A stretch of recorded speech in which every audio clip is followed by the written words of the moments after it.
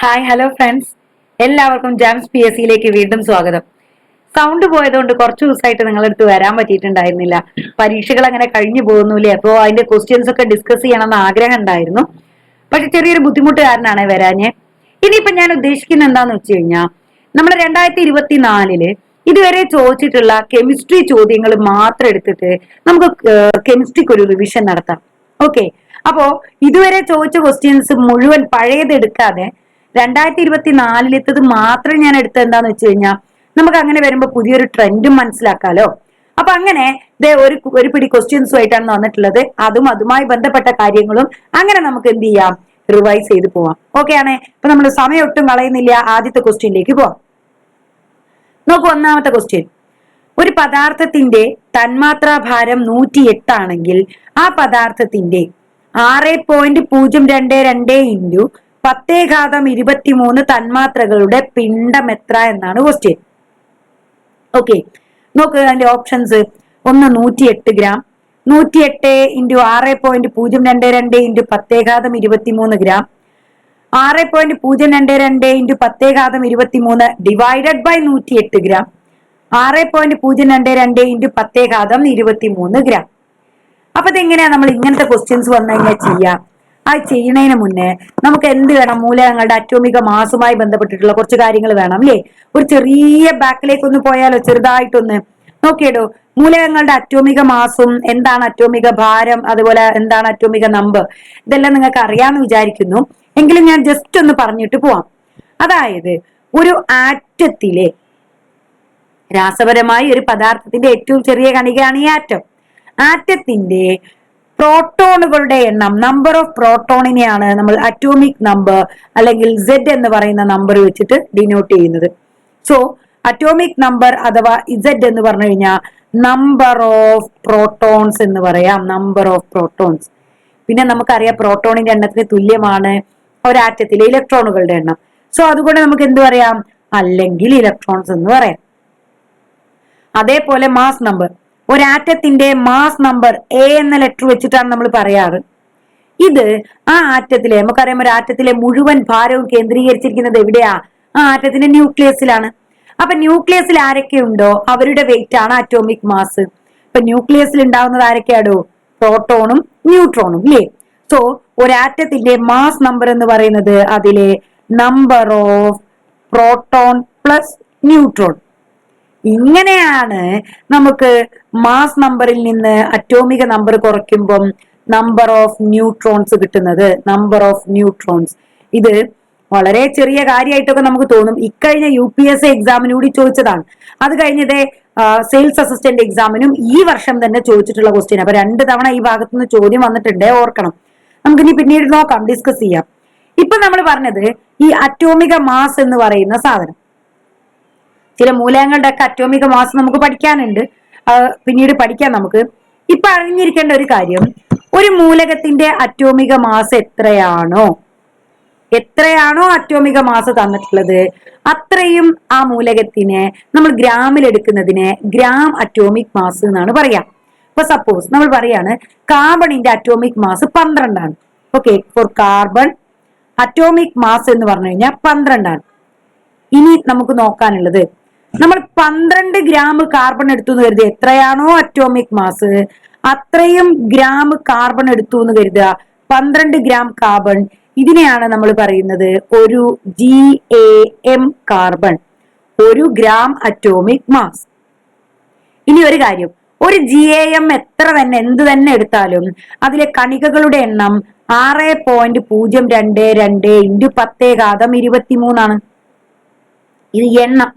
Okay, അപ്പൊ ഇത്രയും എണ്ണം എന്തുണ്ടായിരിക്കും? അതിനുള്ളില് ആറ്റങ്ങൾ ഉണ്ടായിരിക്കും. ഓക്കെ ആണേ, മനസ്സിലായോ?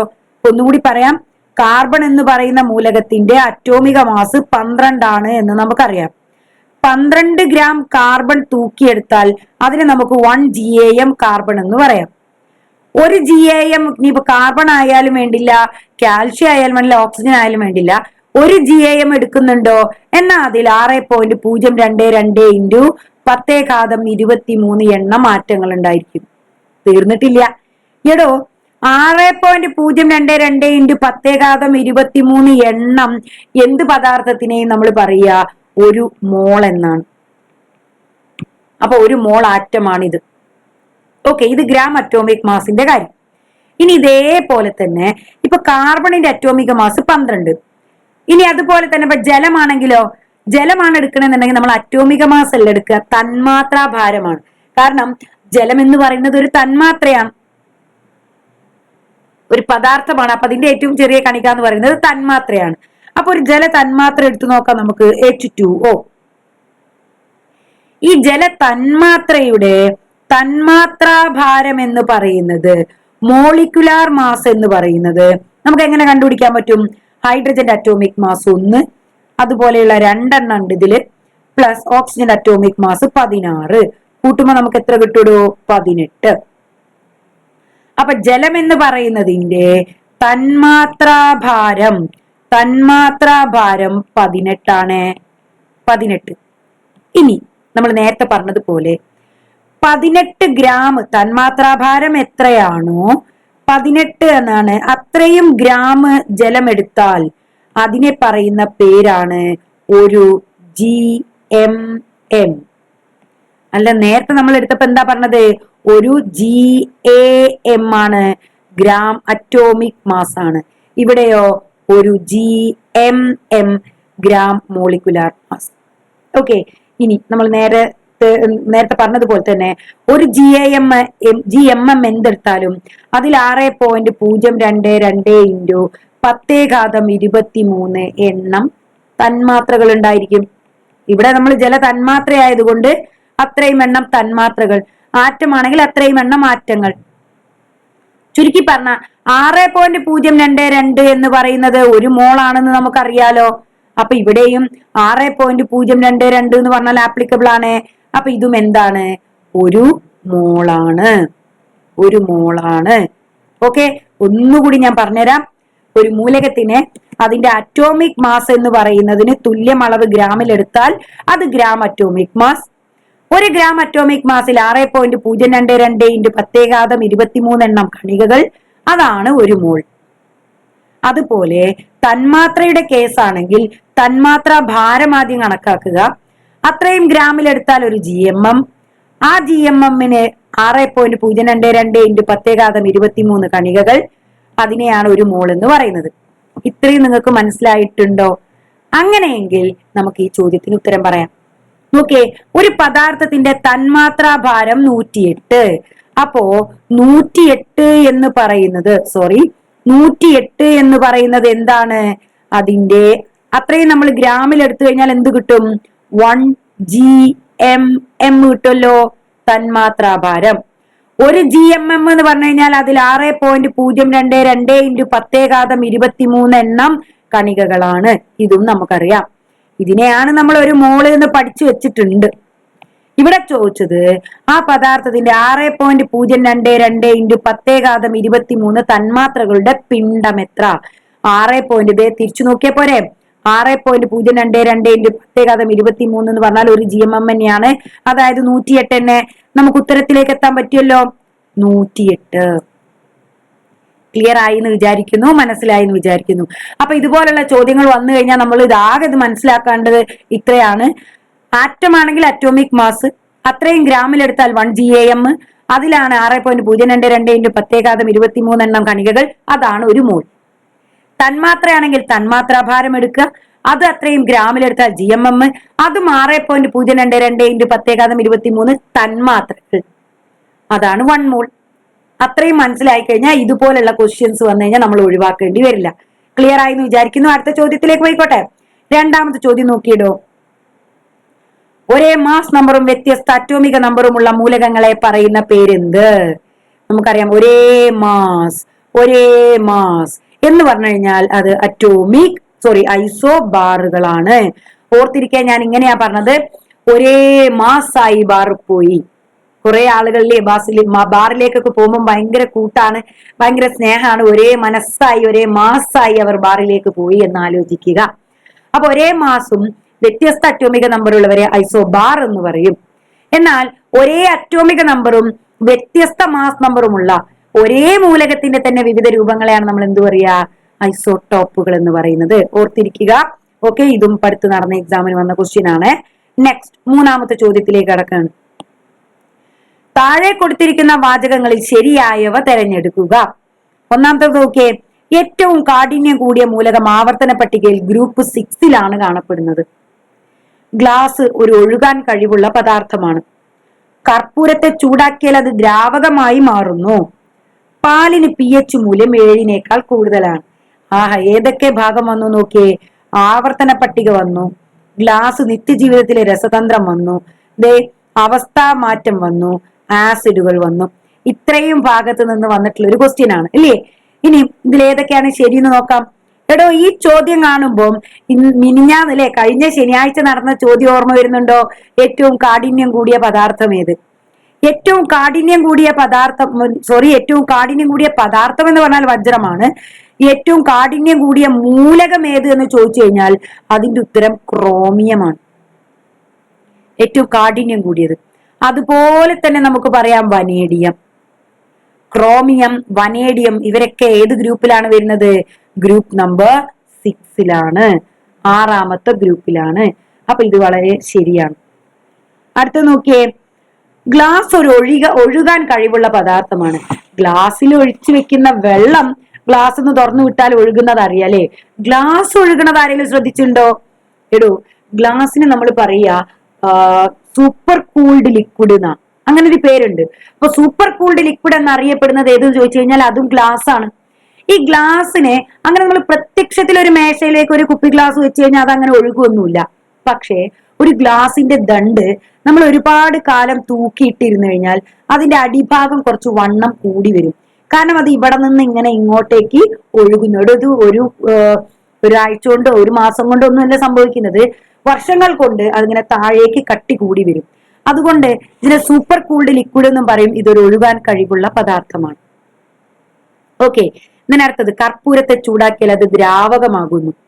ഇല്ല, കർപ്പൂരത്തെ ചൂടാക്കിയാൽ അത് നേരെ വാതകമായി പോവാണ്. അത് തെറ്റാണ്. പാലിന് pH മൂല്യം 7 കൂടുതലാണ്. ഇവിടെ പാലിൽ ആസിഡ് ആണോ ബേസ് ആണോ? ഇനി ഡൗട്ട് ഉണ്ടെങ്കിൽ ഇങ്ങനെ ആലോചിച്ചാൽ മതി. പാലിൽ അടങ്ങിയ ആസിഡ് ഏതാ? Lactic acid. യെസ്, ഇത് ആസിഡ് ആണല്ലോ. അപ്പോ ആസിഡുകളുടെ pH മൂല്യം എന്ന് പറയുന്നത് എപ്പോഴും 7 കുറവാണ്. അപ്പൊ ഇതും തെറ്റാണ്.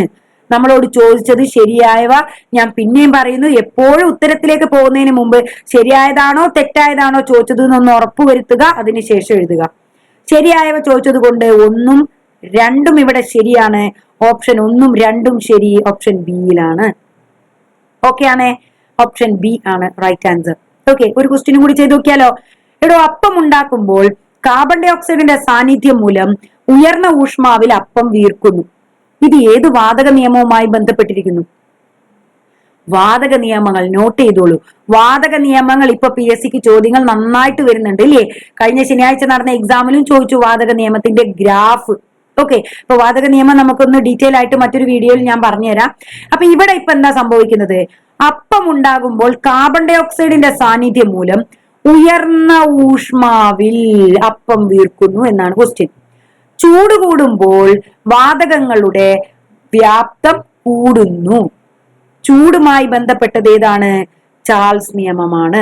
ചാൾസ് ചൂടനാണ് എന്നാലോചിച്ചാലും മതി. അപ്പൊ എല്ലാ വാതക നിയമത്തിലും വ്യാപ്തമാണ് ഒരു ഭാഗത്ത് പറയുന്നത്. ബോയിൽ നിയമം പറയുന്നത് വ്യാപ്തം എന്ന് പറയുന്നത് മർദ്ദത്തിന് വിപരീത അനുപാതമാണ്. ചാൾസ് നിയമം പറയുന്നത് വ്യാപ്തം എന്ന് പറയുന്നത് ഊഷ്മാവിന് നേരനുപാതത്തിലാണ്. അവോഗാഡ്രോ നിയമം പറയുന്നത് വ്യാപ്തം തന്മാത്രകളുടെ എണ്ണത്തിന് നേരനുപാതത്തിലാണ്. ഇങ്ങനെയാണ് വാതക നിയമങ്ങൾ പ്രധാനപ്പെട്ട 3 നമ്മൾ പറയുന്നത്. ഇതിൽ കാർബൺ ഡൈ ഓക്സൈഡിന്റെ സാന്നിധ്യം മൂലമാണ് ഇത് ഉണ്ടാകുന്നത് എന്ന് നമ്മൾ ശ്രദ്ധിക്കേണ്ട ഒരു കാര്യമാണ്. അതുപോലെ തന്നെ കാർബൺ ഡൈ ഓക്സൈഡ് ഉണ്ടാകുന്നത് എങ്ങനെയാണ്? നമ്മൾ അപ്പക്കാരം ചേർക്കുമ്പോൾ അപ്പക്കാരം ചൂടാകുമ്പോൾ കാർബൺ ഡൈ ഓക്സൈഡ് കൂടുന്നു, അത് സ്വതന്ത്രമാക്കുന്നു. അപ്പൊ ഈ കാർബൺ ഡൈ ഓക്സൈഡ് ഇങ്ങനെ സ്വതന്ത്രമാകുന്നത് കൊണ്ടാണ് ഇതിന്റെ വലിപ്പം കൂടുന്നത്. അപ്പൊ അത് അങ്ങനെ വരുമ്പോൾ അത് അവോഗാഡ്രോ നിയമത്തിലേക്ക് വരും. പക്ഷെ നിങ്ങൾ ഒരു കാര്യം ശ്രദ്ധിക്കണം, ഉയർന്ന ഊഷ്മാവിൽ എന്ന് പറഞ്ഞിട്ടുണ്ട്. അപ്പൊ ഊഷ്മാവ് കൂടുന്നതിനനുസരിച്ച് വ്യാപ്തം കൂടുന്നു എന്നുള്ളതാണ് ഇവിടെ ഉദ്ദേശിക്കുന്ന കാര്യം. അപ്പൊ അതുകൊണ്ട് തന്നെ ഇത് ചാൾസ് നിയമമാണ് ആൻസർ വരുന്നത്. ആൻഡ് നമ്മൾ ഈ വീഡിയോയിലെ ലാസ്റ്റ് ക്വസ്റ്റ്യൻ ആണ്, 5ാമത്തെ ക്വസ്റ്റ്യൻ ആണ്. അന്താരാഷ്ട്ര ആവർത്തന പട്ടിക വർഷമായി ആചരിച്ചത് ഏത് വർഷമാണ്? ആവർത്തന പട്ടികയിൽ നിന്ന് 2 ചോദ്യമാണ് കഴിഞ്ഞ എക്സാമിന് വന്നത്. തൊട്ടു മുന്നേ നടന്നത് ആവർത്തന പട്ടിക പഠിക്കണം നമുക്ക് നന്നായിട്ട്. അന്താരാഷ്ട്ര ആവർത്തന പട്ടിക വർഷമായിട്ട് ആചരിച്ചത് 2019 കാരണം 1869, അതായത് 1869 നമ്മുടെ മെൻഡലിയഫിന്റെ ക്രമാവർത്തന നിയമം അവതരിപ്പിക്കപ്പെട്ടത് കേട്ടോ. മെൻഡലിയഫിന്റെ ക്രമാവർത്തന നിയമം അവതരിപ്പിക്കപ്പെട്ടത്. സോ അതിന്റെ 150ാം വാർഷികമാണ് നമ്മൾ അന്താരാഷ്ട്ര ആവർത്തന പട്ടിക വർഷമായിട്ട് ആചരിക്കുന്നത്. ഓർത്തിരിക്കുക. ഓക്കെ, അപ്പോ ഒരു അടുത്തു വന്ന അല്ലെങ്കിൽ 2024 ചോദിച്ചിട്ടുള്ള കെമിസ്ട്രി ചോദ്യങ്ങളിലൂടെ നമ്മളൊരു റിവിഷനാണ് പ്രതീക്ഷിക്കുന്നത്. തൊട്ടടുത്ത് തന്നെ അടുത്ത വീഡിയോയുമായിട്ട് വരാം. അപ്പൊ അതുവരെ ഇത് നന്നായിട്ട് പഠിക്കുക. എന്തെങ്കിലും ഡൗട്ടുകൾ ഉണ്ടെങ്കിൽ നിങ്ങൾ കമന്റ് ചെയ്തോളൂ, ഞാൻ ആൻസർ ചെയ്തു തരാം. Okay, thank you, by.